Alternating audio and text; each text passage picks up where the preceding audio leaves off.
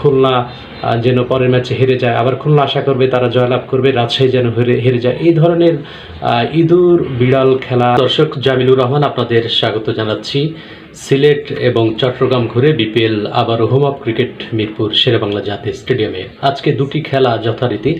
প্রথম খেলায় পরস্পর মুখোমুখি হচ্ছে ফরচুন বরিশাল এবং সিলেট স্ট্রাইকার্স এবং ফরচুন বরিশাল সিলেট পর্বে একবার মুখোমুখি হয়েছিল। প্রথমে ব্যাট করে সিলেট স্ট্রাইকার্স 125 রান করেছিল এবং 3 উইকেট হারিয়ে ফরচুন বরিশাল জয়লাভ করেছিল সেই ম্যাচটিতে, অর্থাৎ 7 উইকেটের বড় জয় পেয়েছিল। ফরচুন বরিশাল পয়েন্ট টেবিলে দ্বিতীয় স্থানে রয়েছে। 8 ম্যাচ থেকে 6টি জয়, 2টি পরাজয়, 12 পয়েন্ট রয়েছে।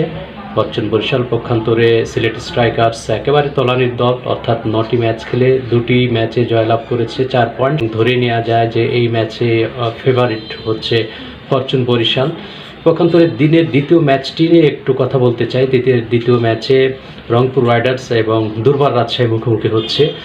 এই ম্যাচটি খুবই গুরুত্বপূর্ণ, কারণ সর্বশেষ ম্যাচে এই দুর্বার রাজশাহী রংপুর রাইডার্সকে 24 রানে পরাজিত করেছিল জহুর আহমেদ চৌধুরী স্টেডিয়ামে। প্রথমে ব্যাট করে দুর্বার রাজশাহী 9 উইকেটে 170 রান করেছিল। সাব্বির হোসাইন 39, এনামুল হক বিজয় 34, ইয়াসির আলী রাব্বি 60 রান করেছিলেন সর্বোচ্চ রান। রংপুর রাইডার্সের খুশদিল শাহ, আকিব জাভেদ 3টি করে উইকেট লাভ করেছিলেন। রংপুর রাইডার্স 146 রানেই সকল উইকেটের পতন ঘটেছিল 19 ওভার 2 বল থেকে।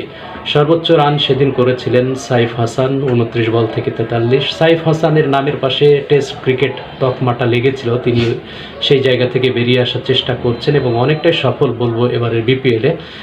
এরপরে সোহান, তিনি 26 বল থেকে 41 রান করলেও মোমেন্টাম ধরে রাখতে পারেনি, আউট হয়েছিলেন। শেষ দিকে এসে লিটল ক্যামিও সাইফুদ্দিন 14 বল থেকে 23 রান দিয়ে আশা জাগালেও ফিনিশিংটা করতে পারেননি। পক্ষান্তরে রাজশাহীর বোলারদের মধ্যে যেমন তাসকিন আহমেদ 20 রানে 2টি, মেহরাব 19 রানে 2টি এবং রায়ান বার্ন, যিনি ম্যান অফ দ্য ম্যাচ নির্বাচিত হয়েছিলেন, 22 রান দিয়ে 4টি উইকেট শিকার করেছিলেন। এবং তার শিকারের মধ্যে ছিল যেমন আকিব জাভেদ, সোহান ছিলেন ক্যাপ্টেন, শেখ মেহেদি এবং অলরাউন্ডার সাইফুদ্দিন। এই 4টি উইকেট নিয়ে তিনি প্লেয়ার অফ দ্য ম্যাচ নির্বাচিত হয়েছেন।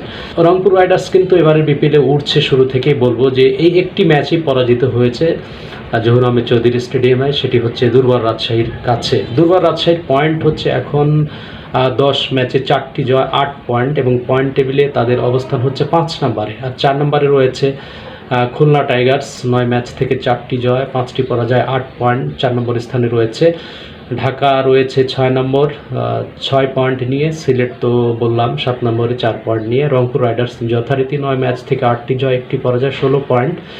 আজকের ম্যাচটিতে যদি দুর্বার রাজশাহী কিছু একটা করে দেখাতে পারে এবং জয়ের মোমেন্টাম তারা যদি আজকের ম্যাচেও ক্যারি করতে পারে, নিঃসন্দেহে এটাই তাদের জন্য ভালো হবে, কারণ পয়েন্ট টেবিলে 1, 2, 3 মোটামুটি কনফার্ম বলা যায় অনেকটাই। রংপুর রাইডার্স 1, বরিশাল 2 নম্বরে এবং চিটাগাং কিংস তারা রয়েছে 3 নম্বর স্থানে। চিটাগাং কিংসের পয়েন্ট হচ্ছে 10। খুলনা এবং রাজশাহীর মধ্যে আমার মনে হচ্ছে যে 4 নম্বর স্থান নিয়ে লড়াই হবে।